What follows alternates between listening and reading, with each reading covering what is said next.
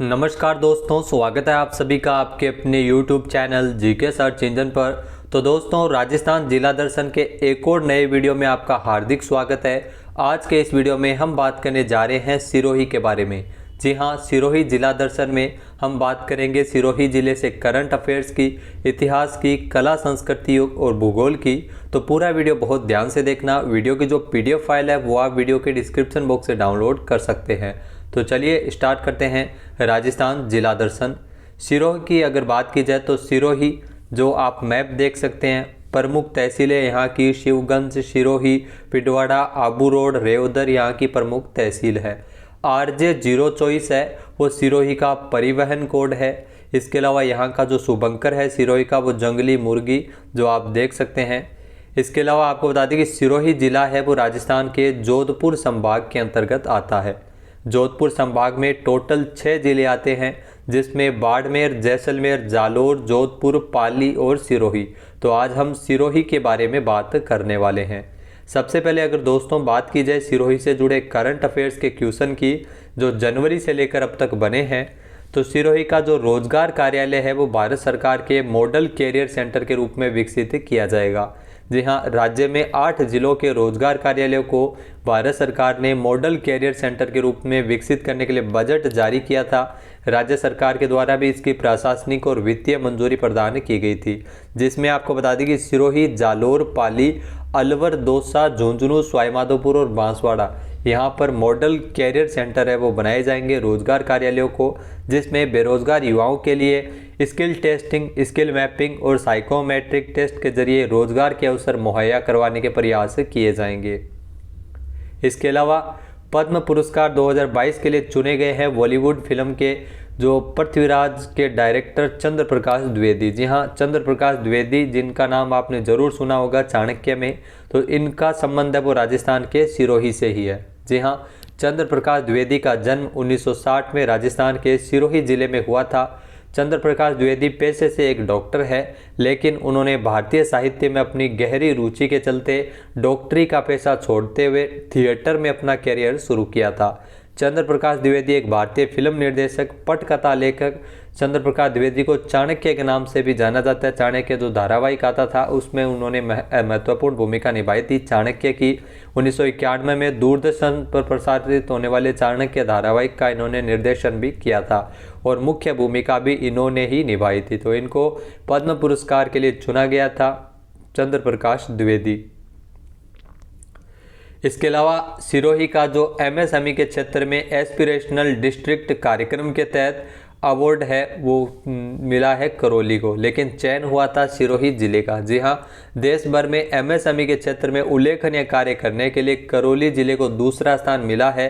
भारत सरकार के सूक्ष्म लघु एवं मध्यम मंत्रालय के deputy director general DP Srivastava ने जिसमें करौली जिला कलेक्टर को सम्मानित भी किया गया था। तो आपको बता दें कि सिरोही, धौलपुर, जैसलमेर और करौली इन चारों जिलों को एस्पिरेशनल डिस्ट्रिक्ट कार्यक्रम के तहत चुना गया था, लेकिन बेहतरीन प्रदर्शन करते हुए करौली ने दूसरा स्थान प्राप्त किया था। तो करौली है वो पुरस्कार के लिए चुना गया था, सिरोही है वो एस्पिरेशनल डिस्ट्रिक्ट कार्यक्रम के तहत इसका चयन है वो किया गया था।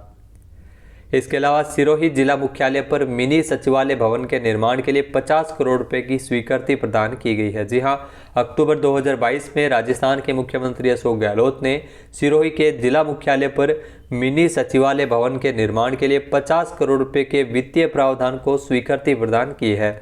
इस भवन के निर्माण से विभिन्न सरकारी विभागों में जो कार्यालय है वो एक ही छत के नीचे संचालित किए जा सकेंगे, जिससे आम जन को राहत मिल सकेगी। तो दोस्तों, अब बात करते हैं सिरोही के इतिहास के बारे में। जी हाँ, सिरोही जो प्राचीन नाम सिरोही का शिवपुरी था। सिरोही पर सर्वप्रथम परमार शासकों का शासन रहा था। परमारों की राजधानी थी चंद्रावती। लुम्बा चौहान, जी हाँ, सिरोही में लुम्बा चौहान है जो सिरोही के देवड़ा चौहान वंश के संस्थापक थे। लुम्बा चौहान इन्होंने 1311 ईस्वी को में देवड़ा चौहान वंश की स्थापना है वो सिरोही के अंदर की थी। सहसमल चौहान 1425 ईस्वी में सिरोही नगर की स्थापना सहसमल चौहान के द्वारा की गई थी। तो ये ध्यान रखना, सहसमल चौहान ने सिरोही में जो सिरोही नगर की स्थापना की थी और सिरोही के देवड़ा चौहान वंश के संस्थापक थे लुम्बा चौहान। इसके अलावा जगमाल देवड़ा इनके धोखा देने के कारण पृथ्वीराज सिसोदिया का निधन हो गया था। जगमाल देवड़ा, अखेराज देवड़ा, इनको उड़ना अखेराज के नाम से भी जाना जाता। तो यहाँ से भी बहुत सारे क्वेश्चन है वो बनते हैं। उड़ना अखेराज किसे कहते हैं? अखेराज देवड़ा को कहा जाता है। 1527 ईस्वी में अखेराज देवड़ा ने खानवा के युद्ध के समय राणा सांगा की मदद की थी, साथ दिया था। सुरतान देवड़ा, जो सिरोही के इतिहास का सबसे महत्वपूर्ण दत्तानी का युद्ध हुआ था, 1583 ईस्वी में लड़ा गया था, जिसमें मुगल सेना को पराजित किया था सुल्तान देवड़ा। सिरोही में इन्होंने महत्वपूर्ण मुगलों की अधीनता भी इन्होंने ही स्वीकार की थी। इसके अलावा बेरीसाल देवड़ा, इनके समय कालिंदी नामक स्थान पर अजीत सिंह का पालन पोषण किया गया था। जी हाँ, मारवाड़ के जो शासक थे अजीत सिंह का पालन पोषण कालिंदी नामक स्थान पर किया गया था, बेरीसाल देवड़ा इन्हीं के काल में। इसके अलावा मान सिंह देवड़ा, इनके समय सिरोही की तलवारें हैं वो काफ़ी प्रसिद्ध हो गई थी, मान सिंह देवड़ा। उदय भान देवड़ा, जो सिरोही की आर्थिक स्थिति खराब होने पर जनता ने इनको पद से हटाकर नज़रबंद किया गया था। तो इनके बारे में ये फैक्ट आप याद रख सकते हैं, जनता ने इनको नज़रबंद कर दिया था। सिरोही की आर्थिक स्थिति उस समय खराब हो गई थी। शिव सिंह देवड़ा, जो 11 सितंबर 1823 को अंग्रेजों के साथ सहायक संधि की थी शिव सिंह देवड़ा के द्वारा, और सहायक संधि करने वाली राजस्थान की जो अंतिम रियासत थी वो सिरोही थी। जी हाँ, सिरोही थी। अंग्रेजों से सहायक संधि करने वाली प्रथम रियासत करौली एवं द्वितीय रियासत कौन सी थी? कोटा। अंतिम रियासत थी सिरोही। अभय सिंह देवड़ा, जो राजस्थान के एकीकरण के समय सिरोही के महाराव थे। तो एकीकरण के समय शासक कौन थे ये भी आपको जरूर ध्यान में रखना है। अभय सिंह देवड़ा। अंग्रेजों के साथ जो सहायक संधि करने वाले जो उस समय शासक कौन थे? शिव सिंह देवड़ा। इसके अलावा शिव सिंह है वो 1857 की क्रांति के समय सिरोही के शासक थे। अग्निकुंड का सिद्धांत, जी हाँ, यह सिद्धांत राजपूतों की उत्पत्ति का प्रमुख सिद्धांत माना जाता है। संप सभा की स्थापना 1883 ईस्वी में सिरोही में गोविंद गुरु के नेतृत्व में संप सभा की स्थापना सिरोही के अंदर की गई थी। सिरोही प्रजामंडल, तो सिरोही प्रजामंडल की स्थापना 1939 में गोकुल भाई भट्ट और घीसूलाल चौधरी, जी हाँ, गोकुल भाई भट्ट और घीसूलाल चौधरी 1939 में सिरोही प्रजामंडल की स्थापना हुई थी। 1934 में सिरोही प्रजामंडल की स्थापना वृद्धि शंकर त्रिवेदी द्वारा मुंबई में की गई थी। तो ये भी आप ध्यान रखना, मुंबई में भी इसकी स्थापना हुई थी 1934 में। डॉक्टर गौरीशंकर हीरानंद ओझा का जन्म रोहिड़ा सिरोही में हुआ था। इनको राजस्थान का गरीबन भी कहा जाता है। इनकी कई उपाधियां हैं, जिसमें साहित्य वाचस्पति, इनके कई ग्रंथ भी लिखे गए हैं। गौरीशंकर हीरानंद ओझा, जो प्राचीन भारतीय लिपिमाला, सोलंकियों का इतिहास, सिरोही का इतिहास और मारवाड़ का इतिहास, जो इनके प्रमुख ग्रंथ लिखे गए हैं। इन्होंने annuls and antiquities of Rajasthan, जो कर्नल जेम्स टोड वाली आपको बता दें कि जो बुक थी, इसका हिंदी में अनुवाद भी गौरीशंकर हीरानंद ओझा द्वारा किया गया था। गोकुल भाई भट्ट, जी हाँ, गोकुल भाई भट्ट, इनका जन्म हातल गांव सिरोही में हुआ था। इनका संबंध भी सिरोही से है। राजस्थान के गांधी के नाम से भी जानते हैं गोकुल भाई भट्ट को, और ये राजस्थान कांग्रेस के प्रथम अध्यक्ष रहे थे गोकुल भाई भट्ट। सिरोही प्रजामंडल की स्थापना जनवरी 1939 में गोकुल भाई भट्ट के द्वारा ही की गई थी। एकीकरण के छठे चरण में सिरोही को आबू दिलवाड़ा को छोड़कर गोकुल भाई भट्ट के प्रयासों से शामिल किया गया था राजस्थान में, और इन्होंने नशा मुक्ति आंदोलन है वो गोकुल भाई भट्ट के द्वारा ही चलाया गया था, और गोकुल भाई भट्ट के प्रयासों से ही आबू दिलवाड़ा का राजस्थान में विलय हुआ था बाद में। बसंतगढ़ का लेख, जी हाँ, बसंतगढ़ का लेख जो राजा वमलात के समय का है, और इसमें सामंत प्रथा की जानकारी अपने को देखने को मिल जाती है। तो बसंतगढ़ का जो शिलालेख है जिसमें सामंत प्रथा का वर्णन है। माउंट आबू एजीजी का मुख्यालय था ग्रीष्मकालीन। चंद्रावती सभ्यता का स्थल भी है माउंट आबू सिरोही। अब सिरोही की कला और संस्कृति के बारे में जानते हैं। सबसे पहले मंदिर की अगर बात की जाए तो विमल शाही मंदिर, ये मंदिर माउंट आबू सिरोही में स्थित है। इसे आदिनाथ मंदिर के नाम से भी जानते हैं विमल शाही मंदिर को। विमल शाही मंदिर का निर्माण विमल शाह द्वारा 1031 ईस्वी में करवाया गया था। इसका जो शिल्पी था वो कीर्तिधर था। कर्नल जेम्स टोड ने कहा था कि देश के ताजमहल के बाद जो दूसरी सर्वश्रेष्ठ इमारत है वो विमल शाही का मंदिर ही है। तो 1031 ईस्वी में विमल शाह द्वारा इसका निर्माण करवाया गया था, जो माउंट आबू सिरोही में है। इसके अलावा नेमिनाथ जी का मंदिर, जी हाँ, इसको लूणावसाई मंदिर भी कहते हैं। नेमिनाथ मंदिर, इस मंदिर का निर्माण वास्तुपाल तेजपाल ने 1231 ईस्वी में करवाया गया था। तो नेमिनाथ मंदिर का निर्माण वास्तुपाल तेजपाल ने करवाया था। इसका शिल्पी शोभन देव था। मुख्य मंदिर के दोनों ओर ताक है, जिन्हें देवरानी जेठानी का गवाक्ष भी कहते हैं। पीतलहर मंदिर या भीमाशाह मंदिर, इस मंदिर का निर्माण आपको बता दें कि भीमाशाह द्वारा करवाया गया था पीतलहर मंदिर का, जिसमें भगवान आदिनाथ की 108 मण पीतल की मूर्ति भी लगी हुई है। इसके अलावा कुथुनाथ जो मंदिर है वो जैन मंदिर है। इस मंदिर का निर्माण महाराणा कुंभा द्वारा कुथुनाथ मंदिर का निर्माण करवाया गया था। महावीर स्वामी मंदिर भी नारलाई पाली में बना हुआ है। इसके अलावा कुंवारी कन्या का मंदिर ये सिरोही में है। इसे रसिया बालम मंदिर भी कहते हैं। कुंवारी कन्या का मंदिर। ऋषि वशिष्ठ मंदिर, ये माउंट आबू सिरोही में स्थित है ऋषि वशिष्ठ मंदिर, और इस मंदिर के पास ही मंदाकिनी कुंड है, जिसके बारे में कहा जाता है कि इसका जल है वो कभी सूखता नहीं है। रघुनाथ मंदिर ये माउंट आबू सिरोही में है।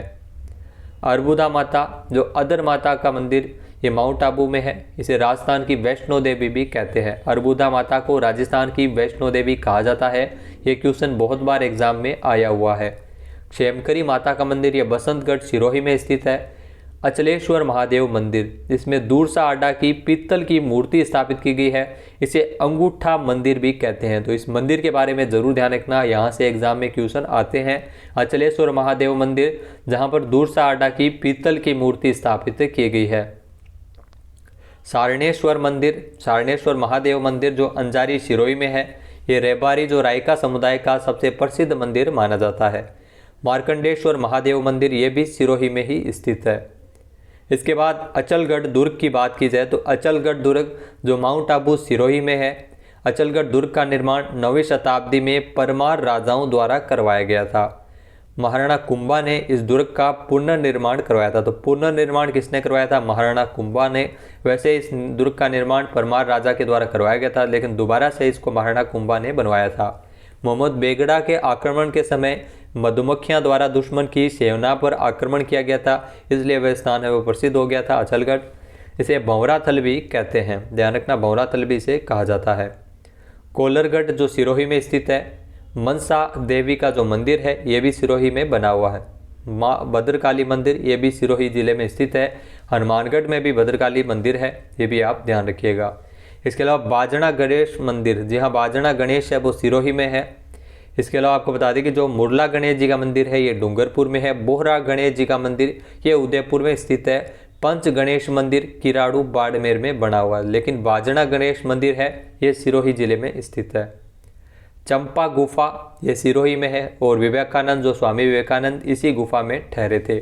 डोला मारू गीत सिरोही का प्रसिद्ध गीत है। डोला मारू गीत ये आप सभी को पता है। वालर नृत्य जो सिरोही में गरासिया जनजाति का प्रसिद्ध नृत्य है।